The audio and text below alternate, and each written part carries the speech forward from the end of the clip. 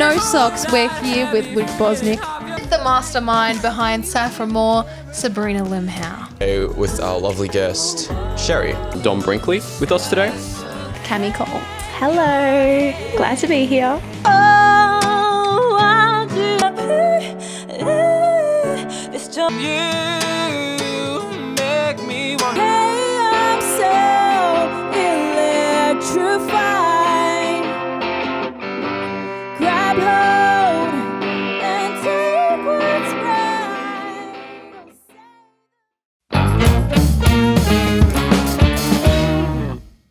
Hey guys, welcome back to another episode of No Socks. This is episode 15. I'm your host Pat, joined by Kate Sith, Katie. I'm going to keep calling you all these things now. And today we are joined with a special guest, LIVSKA. Hello. Hi. I don't know why I waved. That's okay. And it'll be good for the YouTube viewers. Oh, yes. Oh wait, Spotify has video. Yes, Thanks, that's Spotify. new to me actually. Yeah. I realised when I was watching your podcast, I was like, what? You can see and hear. Yeah, it's really weird. It's like the third or fourth revelation during a podcast a guest has had. They're like, oh, I realised watching your podcast, Spotify has video. Yeah. Can you? Technology. Can't keep up. I can't keep up. Is it possible to put music videos on that as well? Or is it just the podcast? I don't Like, know. I haven't. Yeah, I'm not curious sure. of that. That I don't know. Because that would take a lot of. It's like, because they have like that they have that sort of roll, I think, where it's like a couple of seconds of your music Yeah, video. you can watch the Yeah. clips. But I'm like, is that going to I don't know, would you want that though? Like to have to watch the whole clip. like a music video, yeah, whilst you're listening to your song? Ah. Yeah, that's weird. Yeah, no. Yeah. Just a thought. Good question. It's a weird thought. But, I think you wouldn't want to watch the video clip as the musician, you wouldn't watch the video clip on the Spotify. You'd want to keep it on YouTube because that would keep like the stats and views, Yeah. right? I don't know how that works with Spotify. The that is podcast. true. Yeah, that does make sense actually. And maybe instead of getting one play, you could get 2 plays, right? That makes sense? You listen to it like, oh, I'm curious. Oh, there's a music video for this. I'll check that out. It's like you get a bit more surprised that way. Yeah. That's true. But then if you don't like yeah. the song, you're not going to go to the video clip. Well, what if you're looking for redemption? Maybe. But then again, I don't know about that. just adding a video to your song, does that really make a difference? Oh. I mean, it could actually. Some make or I think we break. should make a video clip and test this theory Yeah. on Spotify. Maybe you should. Yeah, Is it possible? yeah. But Yeah, no, we're here. the golden You're not question keen on is, that idea, are you? I don't think it's going to make much of a difference. But the golden question, as we always ask, is how was your journey here? The journey was pretty short because I live pretty close by. A bit cold and wet today. But otherwise, I think it was pretty good. Yeah. I feel like it gets so dark now so quickly. It's just not nice at night. It's But about 6. It was like it's like down. It's like almost at 6 o'clock, and it's already like sun's pitch already black. going down. Yeah. yeah. But other than that, delighted to be here where it's nice and light and warm. Yeah. Yeah. It's actually pretty. Today's actually It actually is. fairly warm It's considering. very it strange was. because it's usually very cold in this house. Ah, Yeah. there you go. Got lucky today, I guess. Yeah. Yeah. It was sunny for a while, I guess, but now it's getting cold. So Or maybe because it was like over the weekend, it was kind of like not that cold. So maybe the house is sort of catching up with the weather the past few days. And Oh, so maybe yeah. tomorrow, the next couple of days, Oh. just like rug up. which is sad for me living in this house, but good for you guys because you don't have to be here. So Yeah. So I'm telling you to rug up. yeah, thank you. It's Thank you coming. for the warning. Cool. I love that this podcast is chronicling the different weeks' weathers. That's good. We'll know the weather of every Monday. Yeah, it's important to know. Yeah. Yeah. Although I think we've only ever filmed one, because I was worried because it's sort of it's sort of like spitting outside at this moment. So I was like wondering, have we've done an episode where it's actually rained before, right? Yeah. And I don't remember how that sounded. Did it sound okay? I mean, Jeremy is... As in, could you hear fine. it through the podcast? Yeah, I was wondering, Oh. could you? It's No. fine. It was fine. Okay. There you go. Stress no more. Wow. Just ambient weather effects. We should get that for like the most depressing episode. Just having just rain just going in the background. Really add to the mood. Is that where you're going with this one? Or? Oh, no. I mean, could go that way.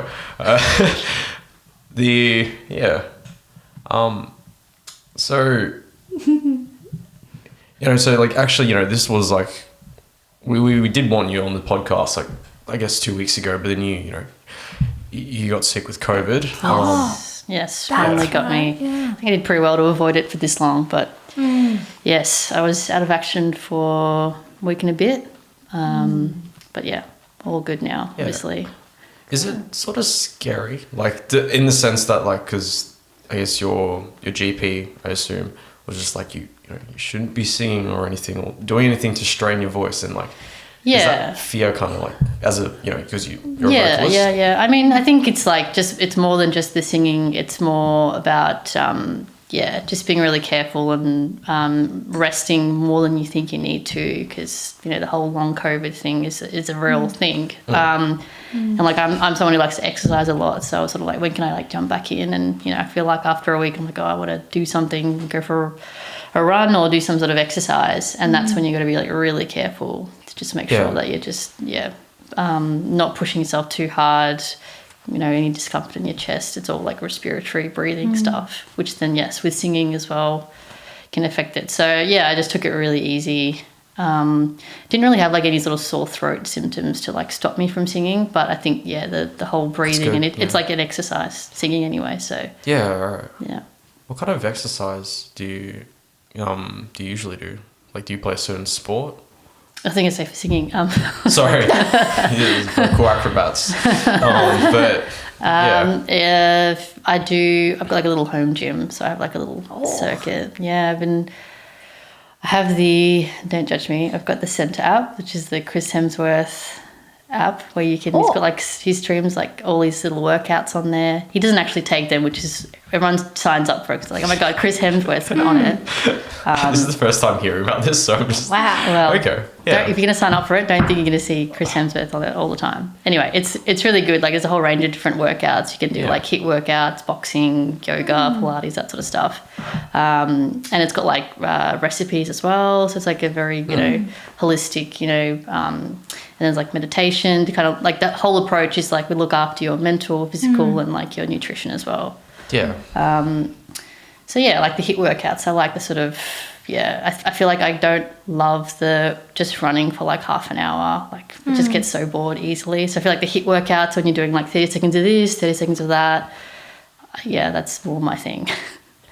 Yeah. I mean, I guess like because have you gone running recently or gone for a walk?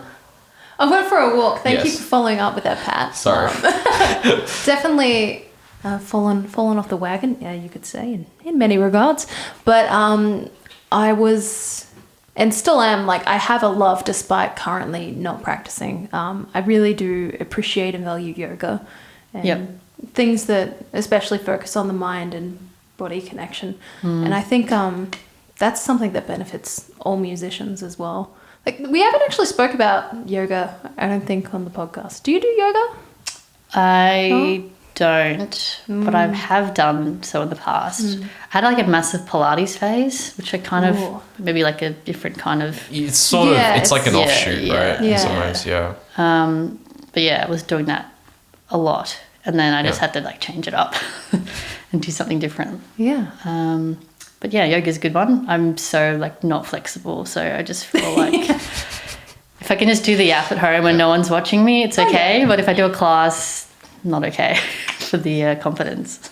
I tell you what, I can't believe we're sitting here right now talking about exercise. I don't think has this ever happened? No, I'm just, like, now that you mention like just group fitness and stuff, it's just like, it's always a strange sort of sight, because I haven't gone swimming in like a couple months now. It's like, you just always have like water aerobics classes. So I'm like, I wonder what it'd be like to actually kind of, because the demographic of those fitness groups, usually there's not really young people, let's just say, like not generally not like, teenagers to young adolescents and stuff. So it's like, I wonder what those classes would like. I'm kind of curious to just join one day because it looks interesting. It looks fun in some ways.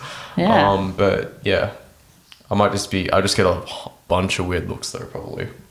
Because there's a certain demographic. If you've ever been to the pool, you'll know exactly what I'm talking about. Sorry, this is the biggest tangent. Yeah. This is strange. What have we walked into? Is this No Socks? I was a point Fitness podcast, one of those. Fitness podcast. Yeah. I was going to say though. You said you couldn't just go for a run for a halfer because you like to do different things and change it up. Have you always been like that your whole life? And does that I mean cross over with music as well? Music, I don't know, it's kind of hard to draw parallels to that because I feel like music you are very focused, but it does change because thinking about different progressions in the song and different songs coming up. Whereas I feel like running, I'm just like looking at my Fitbit going like, when have I reached like the 3K point, like counting down, like come on. Do you listen to music when you run? I do, and sometimes I don't. Both are equally as difficult for me to get through. No tips or tricks for me. But prior to my little gym phase, I've been like a team sports person. So I've been basketball or tennis. So I've always been like chasing a ball and not thinking about it. Yeah. And I think that's how I overcome that sort of stuff. With the music, I'm not thinking about, just getting through it. I'm thinking about the song and the moment, that sort of stuff. You're probably actually enjoying it, I hope. Yeah. Hence why you I think I like it. Yeah. Yeah. Is it sort of then, I guess, your whole sort of songwriting process, do you feel like how intuitive is it to you? So because from what you just said, it sounds like you definitely think a lot about it though, but are there moments where you're just like, starting it, is it very like, I'm just going to do this and then go from there and start sort of redrafting it, or how does that work? Yeah, I think being like a solo music project, it puts a lot back on me to be able to write the different songs, the different parts for every song. So I think there's days where you'll think like, this is a great idea, and you'll just start jamming something on the guitar or play something on the piano, and then I normally sort of build layers on that, more and more and more. Yep. And usually the lyrics are like the last thing I attack. For me, it's all about creating this sort of mood first, and then I attach the words to kind of describe how that's kind of reflected in the music piece, which is a bit like a different process to some people. I know I wish I could be someone who could just sit and like write lyrics and then translate it to music, but I've always done music first, built layers, and then got some sort of harmony ideas of kind of where I want the voice to sit and what kind of melody I want it to sort of sing, and then I try and put some words to make it sound good. Cool. I mean, I think it makes, like, listening to the songs, I think your melodies, like your vocal melodies aren't, like they don't feel too static to me. Like, that's in a good way. Like, there's they feel pretty melodic, just listening to it. So hearing that, like, they come after a lot of things kind of makes sense to me. Like, that's what I'm just like, oh, that makes sense, I guess. The way it sounds doesn't, not that you don't focus on the lyrics, I imagine you do, but like, it's not the first thing. Yeah, it kind of, it makes sense. Like, listening to it now, or thinking back on when I listened to it, I've probably come from a perspective of, I have wrote a lot of lyrics first, or maybe I'll, sing a little like, and maybe there's a lyric that has a melody, and then I'll write down the lyric, and then usually it'll just go and turn into some free verse, ramble, and then they'll all just be there. It's been a long time since I've actually wrote, but. Do you play other instruments as well to kind of? Yeah, I do. Maybe we should establish this. It's all to the music video, guys. We've got to work together. Music video. Collaboration. Yeah. Yeah. So what instrument do you play? I think all podcasts, No Socks people would know, but... I grew up, I played a bit of piano. Yep. And for, I don't know, just AMEB stuff. Yes, been there, done that. Yeah. Started writing music when I was 8 though, and it was mainly to entertain, and I would just laugh all the time, and it would be about really dumb stuff like Milo or, oh my gosh, we hate boys so much. I don't Real know. deep issues. Or like there once was a man and then he was hit in the head. Just really obscure stuff. And then my friend would be like, oh my God, that's so good. And So deep. and then yeah, a while after the entertainer phase wore off, and then it was all deep introspection Yeah. and just. And I was kind of one of those people who I ended up shying away from writing about like relationships, and then I started to write about really obscure stories and things like that. But I don't know. Writing, that's what I'm saying, is tended to. You can hear it that sometimes a lot of my music, it lacks that melody, like a fully formed song. There's a lot of areas missing because I didn't approach it as crafting a painting first and then I don't know, putting the figure in, or I don't know if any of that makes sense. That's a bit of a tangent. I'm not used to pulling that information out of nowhere. But I mean, I'd argue that's kind of the singer-songwriter sort of style, though. And it's not easy as well to kind of pull everything out and be like, oh, that makes sense. Cool, done. 5 minutes. There's my next album, you know? Like it takes ages and sometimes years to like create one song for some people, you know? We're crying because we been there and done that. We're still doing that, actually. But I guess, so...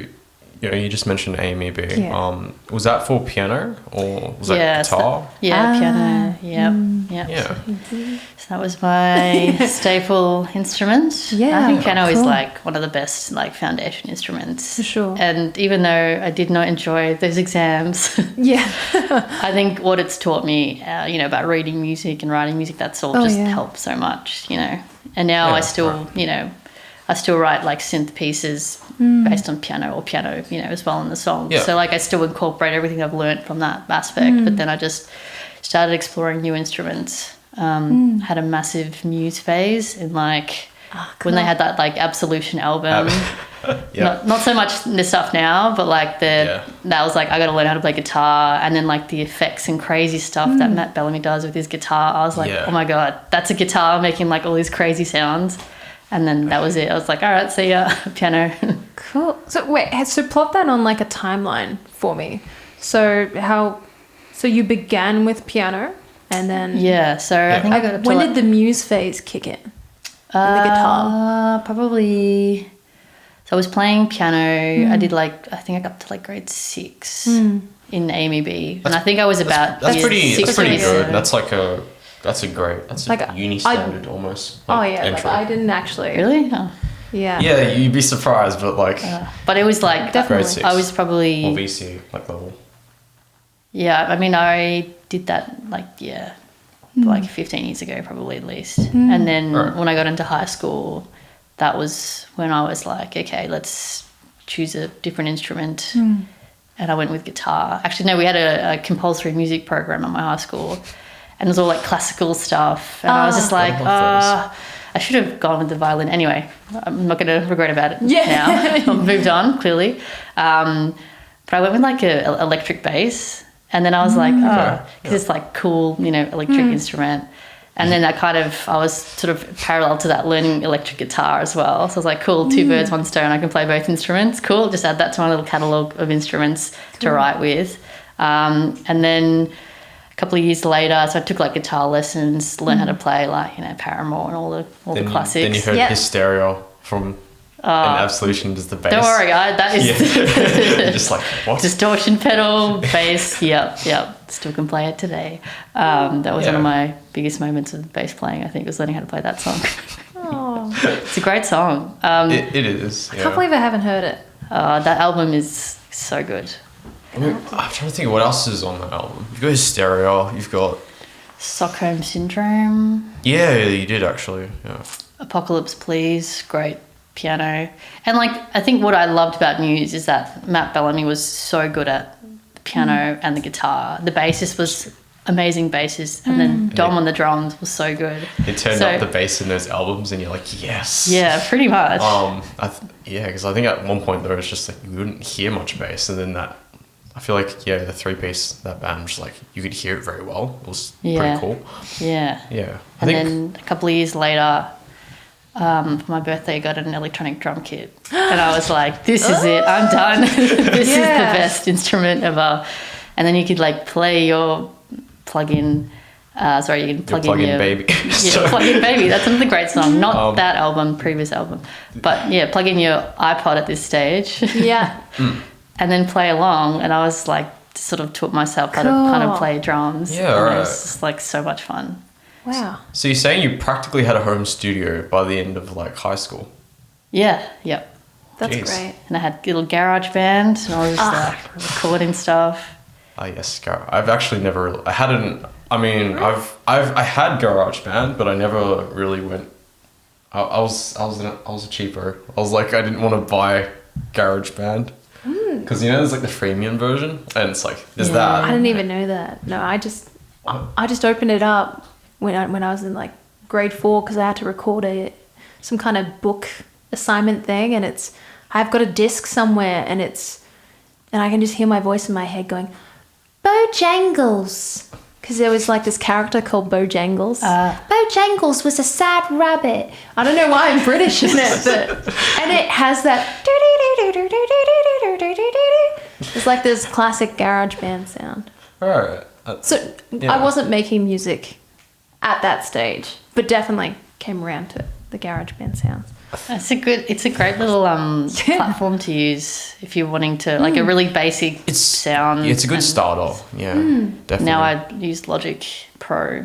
Yeah, right. And like it's the best. I really enjoy. I don't have a Mac or anything, so I can't use Logic. Fair enough. I've been using Cubase recently, and I'm like, okay, this is Cubase. Fair enough. It can be a bit ugly sometimes, but. Yeah. As long as it's better than Pro Tools first, so Fair enough. yeah, Jeremy, right? It's a good It's Jeremy. better than Pro Tools first. Oh yeah. But sorry, what were you saying? I can't quite remember, but I was going to say something about. Okay, so so you're with Logic now. At what point, like, did you really start? Because you're like the production in your music is like really top tier, and do you can't claim credit for that. I wish. Like, Oh, I can record stuff in then, record demos, and okay. Make basic mixes of songs. Yeah. But Okay, all right. to get like the final. yeah, the next level for those songs anyway. I worked with a producer, Adam Beath, who's like a really good friend of mine now. Cool. And he's amazing. What he did to those songs to like make it sound huge. I was sitting with him while he was doing it. I'm like, I don't know what you're doing. It just sounds huge. It's awesome. But yeah, I think working with him, definitely I learned a lot about the production side of things. But yeah, I think it's like if you want to sort of be your own producer, there's a massive learning curve. And you've got to really invest a lot of time learning how to do things on the program. Yeah, not for everyone. Very technical. So, but I mean, it's something I'd like to like do in the future, but at the same time, there is that huge learning curve, and so it's sort of like, I guess now it's like if I need to make a demo or like a backing track for whatever for like a student or something, I'm like, I guess this is sort of time to practice like my skills, but otherwise I wouldn't, because how I think they say to you just find a song that you like or something, and then just sort of record everything and then try to mix it as if it was like, and mix it like the actual song. But like, it's a bit of it. It's quite a lot of effort to do that. So I don't know. And my problem is I was like, the bass has to sound huge. And Adam would be like, okay, but like in perspective with all the other instruments that we want to hear, all the other layers, we got to find the balance, blah, blah, blah. And I was like, all right, okay. I had to let go of the bass, but you can still hear it, but not at the level that I was hoping for. But Yeah, and I think it's also good to kind of sometimes with your own music just take a step back and let someone else kind of listen to it fresh ears, because you're so consumed in the process and all you can hear is things a certain way. So just having a fresh pair of ears listen to it and help you mix it and produce it is also really useful. Yeah, definitely had a mistake. Oh, I guess sort of a mistake with the song that I released. Where I'm sorry, Jeremy, you're right. We should have.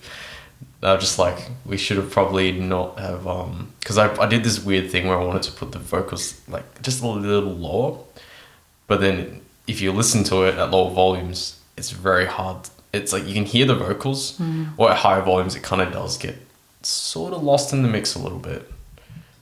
So yeah, that was my decision. So. But it just goes to show you how much of a fine balancing act it is. So, like, how many tracks did you have in that song recorded? How many tracks did we have? I don't know. There was quite a, I think. And I'll tell you how many layers I had in my track. I can imagine. We can compare. No, it wasn't. It was a lot, but it wasn't that much. It was probably about. I'm just going to count all the drums as one. 1, 4, 5, 6, 7, 8. At least 8 non-drum tracks. Yeah. So. Yeah. Yeah, I imagine yours would be like something around like 30 to 40. You Is it more than that? you do. I Well mean, over 100. because you do harmonies Yeah. as well, and there's a lot of Okay. different But there's- textures in there. Yeah, there's a lot Yeah. happening. It's a real production. And then I think you have to remember, like, you know, you don't want to get too caught up with having a massive production, because then it's like, end of the day, I'm the only one playing it live. So you want to make sure that you can still kind of replicate a big show. And that's been a big learning point for me, how to, by myself, learn all like the technical parts of it to be able to play what I want to play live and also have like backing tracks and stuff, but finding a good balance where it's not like too heavily produced but still has like a live feel to it. Yeah. Right. So it's like, you know, it's just about finding that balance, I guess. Yeah. And at least when you're playing the show, making sure that you're playing what's the most important part of the song. Like, you can't always have like the 100 layers of harmonies. You can cut it back. Maybe have no harmonies, you know. But yeah, That really resonates with me, because that's something that like I would try to perform my originals through, like when I went to uni, there was like we would do ensembles, and I think I did an original every one except for one.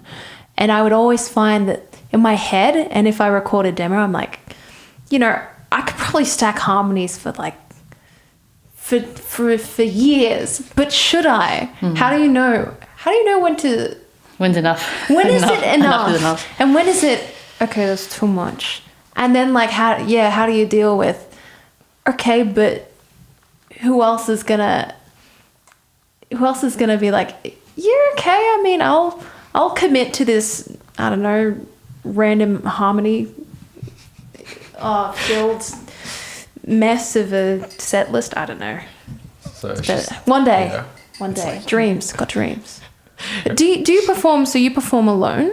Yep. Would you ever perform with other people? I mean, your music doesn't Yeah, really. 'cause if you- Yeah, I mean, it's really synth heavy.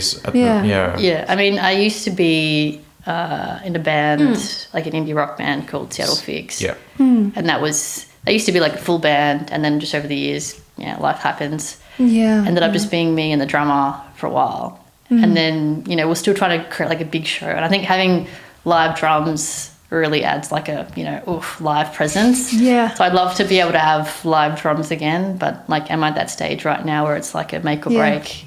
No, I think the drums that I write are not necessarily about being like super busy or crazy drum riffs. It's about simple but like interesting beats, Yeah. Okay. And you can do that in a simple way. You don't have to play a crazy riff. At least for the type of music that I'm trying to produce, doesn't need to be a crazy. I'm not trying to show that I'm an amazing, beat producer or amazing guitarist. For me, it's about the sort of complement and the balance of all the like instruments that I am writing. That's to me the song. Yeah. Everyone's got That's every awesome. instrument's got its place, and no one's sort of overpowering. Yeah. I guess how has that sort of changed? Because I think it's different, isn't it? Like going on that stage live as compared to being on, with 4 of you. Was it 4?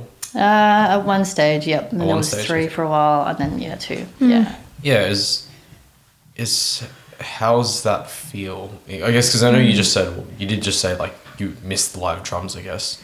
Yeah. Anything else that sort of feels like anything else you feel like you need to do instead when you're just by yourself on that stage? I think it's just when it's just you on stage, you kind of.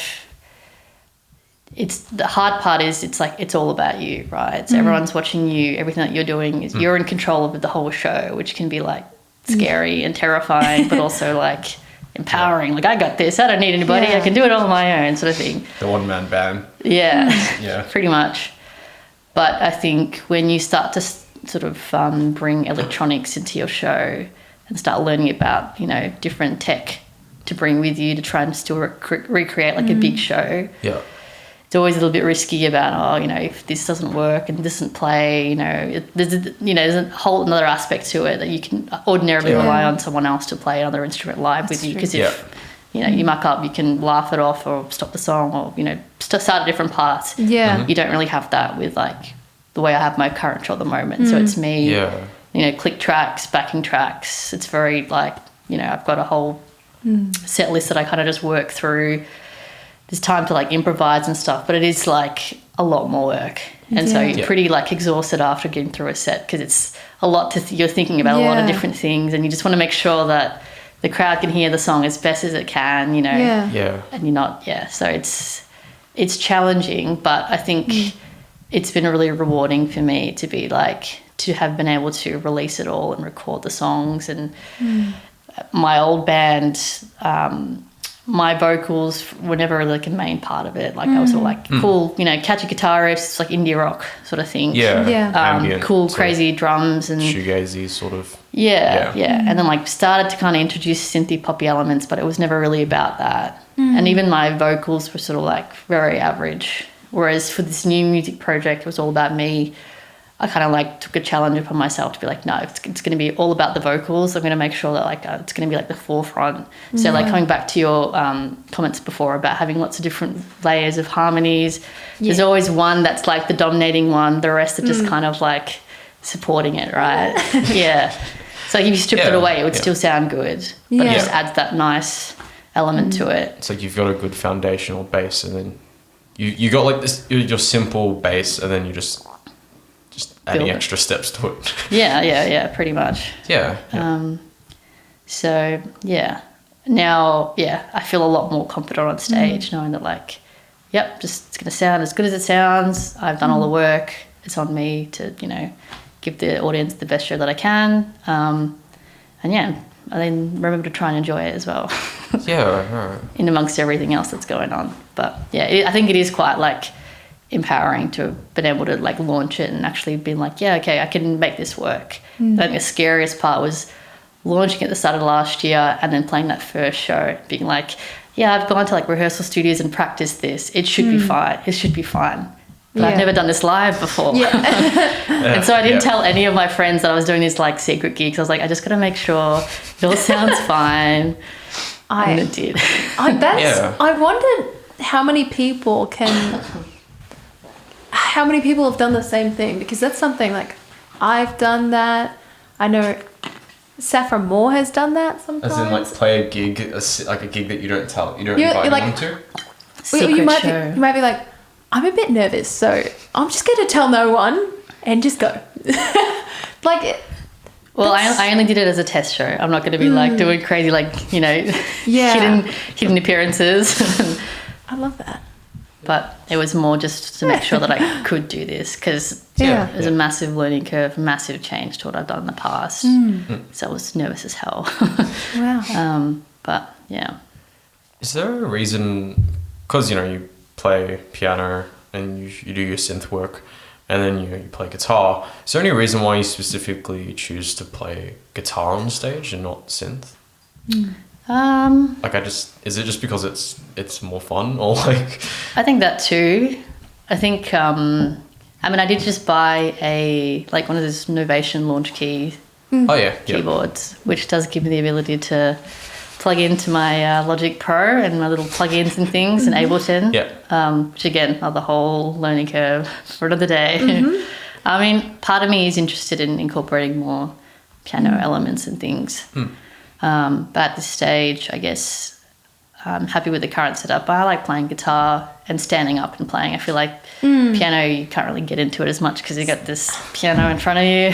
It's all about the hand, just is that. That's something that I relate to that so much because we've, as the band that Pat, me, and Brandon that we're in, we've been trying to get a keys player for so long.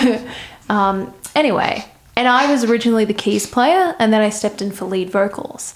I was like, oh my gosh, so much fun. Just, I was getting into, okay, I can actually move a little bit when I dance. Like that band helped me start to have fun with music again because it went to a place where it just like a lot of stress and anxiety got in the way of just having fun. Yeah. But then being like, oh my God, because we've got a gig coming up June 1st, by the way. Workers Club, supporting Galagath and Broad Spectrum Placebo. Yep. I can't believe that exists in my head. Anyway, but then it's like, Caitlyn, you're going to have to do it. And I'm like, oh my God, I'm going to have to play the keys. And as soon as I'm behind the keys and I'm trying to sing the parts, I feel like I'm just hindered or something. And there's something about you can't move in the same way. And because then my arms are going to be out of place. And because, I'm sure if I just practiced every day for 5 hours, I could do it. But sometimes you're just a little bit busy. Yeah. And then if your fingers slip a little bit, like if I'm playing uke or something, then you can just slide back up. Yeah. But with piano, maybe it's just the old Amy B rigid structures. It's grace notes. It's all good. If you had launch key, just use the mod wheel. It's fine. Yeah. Just pitch bend it up. It's fine. There are so many factors. And if your stand is and the ground is uneven and then it's wonky, it's just like frustrating. I was just thinking you just need to do the hair flick if you have enough hair, and that's instant style. If I have enough hair, that's really insulting. Give it all my hair. That's Well, I did actually try once playing with a piano and singing, which I'd never done before. But I played this random gig at Deacon Edge on Fed Square for a Polish festival thing, and they asked me to play some Polish. And I was like, can I play my songs in English? And they're like, yeah, fine. And I was like, okay, what sort of like instruments do you guys have there? And they're like, oh, we've got like a grand piano. And I was like, okay, nice. I can play piano. I can play piano. So I actually wrote like a stripped down version of all my songs, and actually got my producer to play sort of guitar, ambient kind of guitar parts.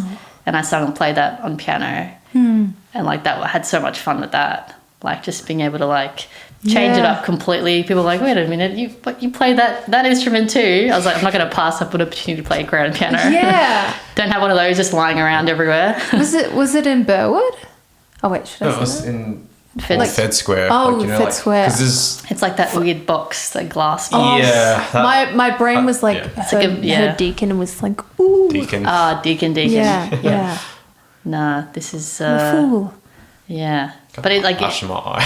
You're right. I just got like an eyelash or something just touching my eye, but please continue. Just if it It's a looks pretty like... special moment when you play the grand piano, so I can... If Yeah. that's tears of happiness for me, then that's fine. It's okay, Pat. I can be honest. Yeah. But It's like a spike in my eye. It's great. Yeah, I'm just kind of excessively blinking. Well, okay, so you said stripped down version of, all your set list. Well, how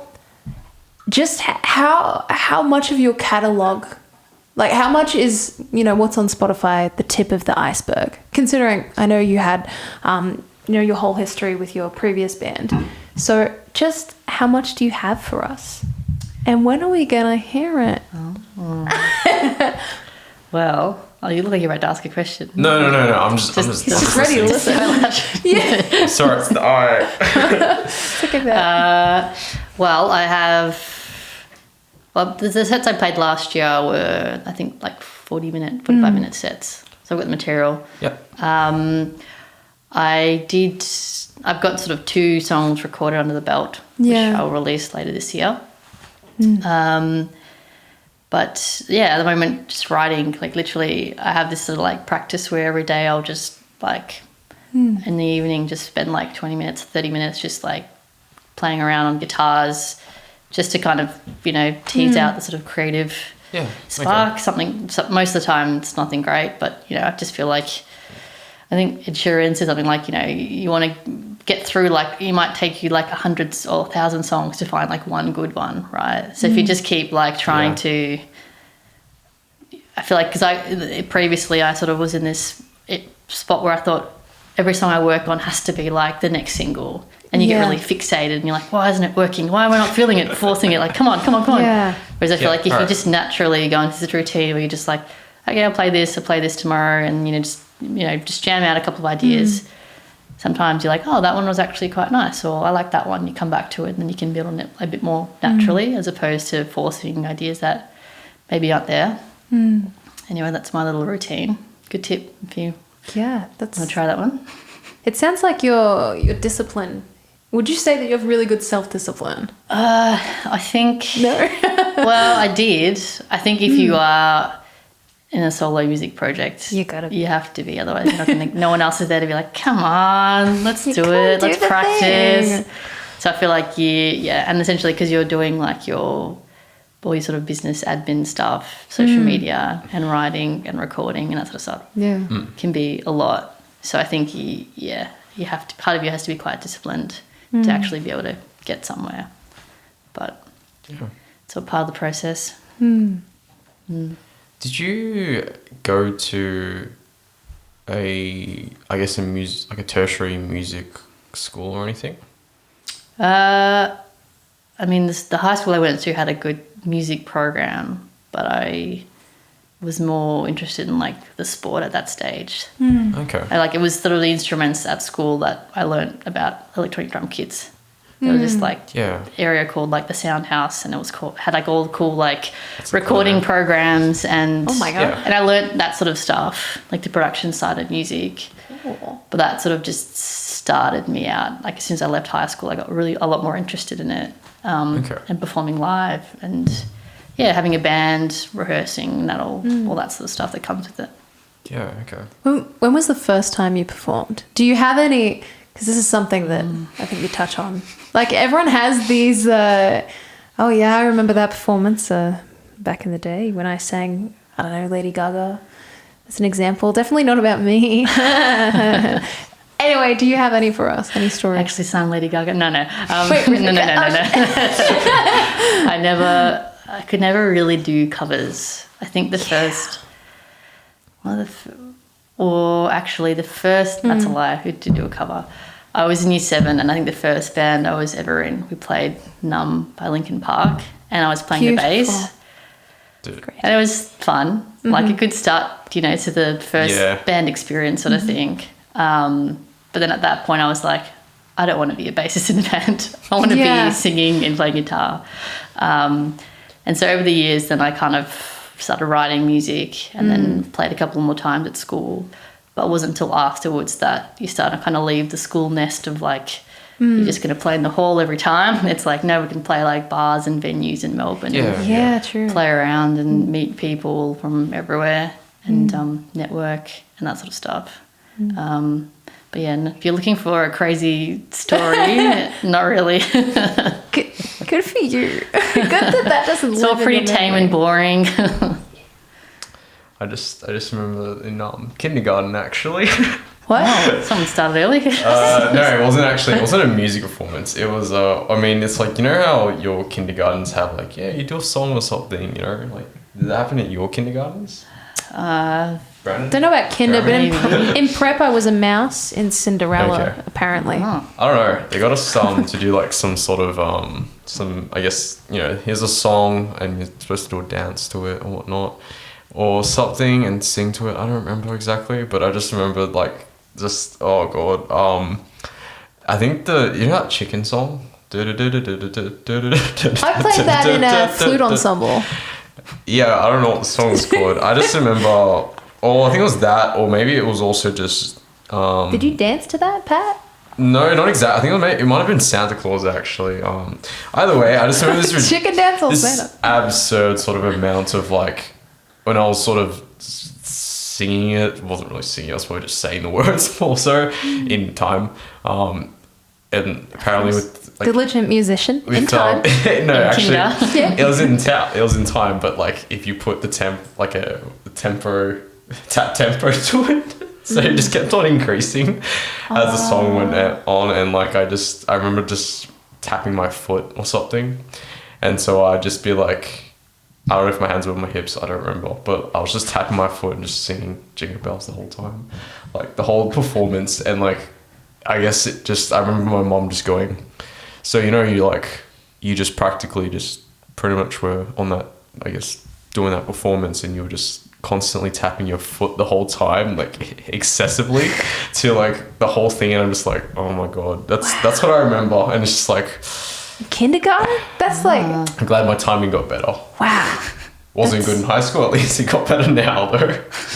That's such a defining moment. I love that. One way you can work on it is getting an electronic drum kit. Actually, Put a snare to that kick on your foot. Oh, yeah. Hang on a minute, we got a drum kit now. Drum beat. funnily enough, like I had, because you mentioned Ed Sheeran, I think I might have mentioned this podcast. I definitely, I liked Ed Sheeran at one point. Year 8. Year 8, yes. But like, yeah, I went through a looping phase. I couldn't get my loops in time because that's how bad my timing was at that point. It's like, oh my god, it was awful listening to it. I'm like, oh god. Oh, that's probably one of my most cringy moments, is that when you try to do looping and you don't manage to loop in time. And I think you guys familiar with that song Photograph? Bet sure. Yeah. Yes. I can't sing otherwise we get DMCA claim. But I think apparently, I don't know if this is true or not, but there's people in like the comment section on on just YouTube for that, right? And they're just like, God, it infuriates me now, but they've noticed apparently that it's like his loop, he cuts his loop like a little bit early or something. And so it's like, it just plays catch up. Like it's just like end of the Slightly loop off. and then just like jumps to like the start. Or I think it's like it's actually either like a little bit early or a little bit late. But either way, like the loop isn't in time properly or something. So people are just like, it bothers me so much. But I never noticed that. I don't know. Yeah, the That's looping niche. game I didn't know that. is tough.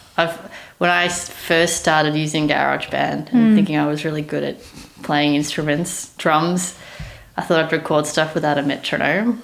Yeah. So at least you're constantly out of time, but I'm like speeding up, slowing down, and then everything's following, like the drums are not really following anything, the guitar's just like, ugh.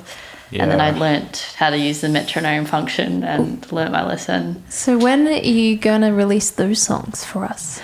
The two songs under the belt, or are you gonna? No, I wanted to see the GarageBand ones. Oh, those I wanna ones see this. are locked in a safe. Come on, man. Yeah. No, that's not for anyone's listening. So sad.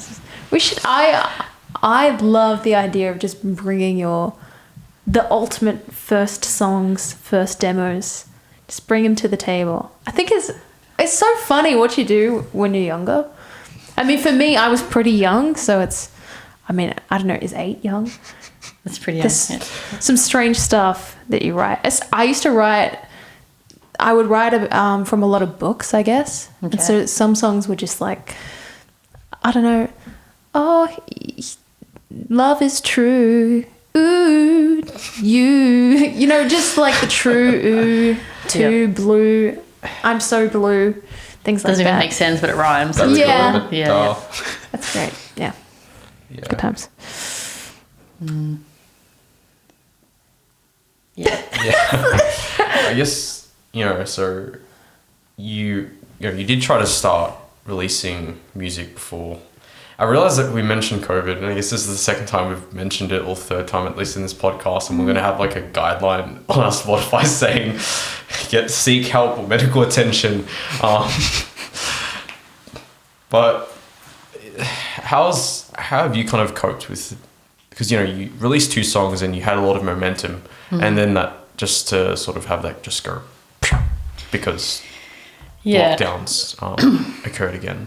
Yeah, I mean, sort of end of 2020, that's when I sort of started recording and working with Adam and having a ridiculous amount of instruments in one song. And then I sort of set out 2021 with a massive yearly calendar. And they're massive, you want the whole year. I've got one of those. Like the size of this table kind of calendar. Oh. I have one that used to sit on this table. It was this big. Oh, yeah, nice. Good times. Not that good. There you go. And then, yeah, I set out like I'm going to launch the music project this date, play gigs on this date, you know, start working towards things, have little goals. And so, yeah, then I launched launched the project in, I think, Feb last year. And then I think the following month released a song and then started talking to people and started playing gigs. So I did my little secret show where no one knew who I was. Yeah. And make sure that I was live ready. And then I played, ended up playing a couple of shows at the Workers Club. Because I mean, I don't know if you remember that, but I don't know if I was. no, you were there. I was probably just like, It was the I never know what I'm Olympic doing. White gig, and like because we were there because I was mainly there. Oh, so you've actually seen me live? I did actually see you live. Shit. It was nice. Yeah. And then it became like a dance floor Yeah. because everyone was like really far back, and I remember you saying, you know, come closer. Yeah, and everybody, Everyone did come. that is like the close. most powerful thing ever. If everyone's at the back of the room and you say, come forward, and they all just like They're like, obey, you're like, this is my kind of power. Then because that was the same. That was actually the last gig for Natural State, so that's Yeah, why. that's right. Yeah. I don't remember. I think I might have been only there for half of it though, because I think it was really noisy in the Workers Club that day, especially when Olympic White came on. It was like, yeah. I think that was one of the first. That was one of the first gigs I'd been back to since Because they, things had I shut. think because we were in some sort of lockdown that started that year, or there was Yeah. restrictions are all Yeah. sort of coming, and then I Yeah. think, at like sort of May, June, July, things started opening up again, and so like musicians are like, let's jump on this gig and this bill or whatever, and then I got along really well with the guys at Olympic White, and we were chatting about like other shows to play this year and stuff, Yeah, and then that's cool. a couple months later, no shows for a while. Not so cool. Oh. No. Yeah.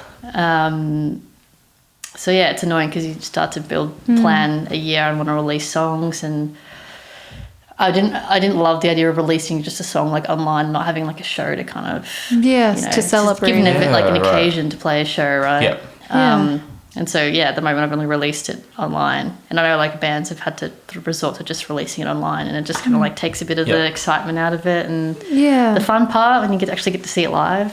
So I mean, you had like a cool period of months, busy period of months mid last year, and then quickly changed. And then sort of the teasing of the going in and out of lockdowns, and then up until the start of this year. So I feel like a lot of musicians weren't really confident in planning anything, and a lot of venues on the other side, of the coin were like, well, we can't open for X amount of people. It's not worth us having a gig or whatever. So really tough for musos. So I mean, I feel like now we've got a bit more certainty with what we can do this year. Which is nice. Yeah. And knowing that you can go see live music again, you're like, oh my God, yes, I miss this. So hopefully we're open for good now. And I think a lot of musos just needed to see that consistency for a while, because you start to plan ahead and you look forward to things, and then it gets taken away. So so I'm at the moment, I'm just enjoying seeing gigs again, getting back into that kind of scene, and definitely keen to play shows. Do you have any upcoming gigs that people can see you at, potentially? Not at this stage. Do you? Is this a plug in for our band instead? Well, I guess we can. Brian, would you like to step in for like 3 minutes? Okay. We'll be playing at the Workers Club as Caitlyn mentioned, June the 1st, supporting Broad Spectrum Placebo with alongside Galagath. Then we're playing a gig at Whole Lotta Love Bar, I think, on June 21st or something, was it?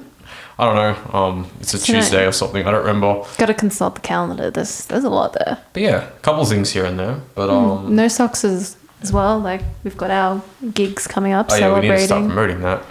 Celebrating, the people that we've been able to meet through this podcast. Yeah. It's really good. The first one is on the 29th. At the Workers Club. At the Workers Club. Love the Workers Club. We'll be there in Beautiful. like 3 days, like 29th and then June 1st. We'll be there. Like, oh God. Hopefully they don't get sick of us Hopefully being not. there. But yeah, well, there's that. But that's as someone once said on this podcast, that's neither here nor there. So Yet. yes, 2 weeks. But I think I don't really have much to say actually. I guess the final thing then is do you have anything, any parting words you'd like to say to the viewers? Oh, parting words. Oh. It's not your last words, as I've famously said too many times. And even just, I'd like to know, where do you, what are your dreams? Like, where do you ultimately, where do you want to go? And With music or just in life in general? music and life. Like, what's the your plan? And your values, and how do you, Yeah. I'd love to be in a position where the music is a full time, and I'd love to travel, outside of Australia to play music. That'd be awesome. I know it's a long journey to get that stage. And it just requires a lot of sort of persistence for musicians to kind of know that things won't happen overnight. Even if we hear someone on the radio that we've never heard before and we're like, oh, they're overnight success, they've actually had years and years of hard work. So I feel like, that would be awesome. I think once I kind of, get back into playing live shows again, I'm hoping that, it just leads to more opportunities and more cool things like podcasts. I haven't really done a podcast before. Yeah. Never knew you could get a video podcast either. So that's the first for that too. But see what happens. Yeah. Cool. This is exciting.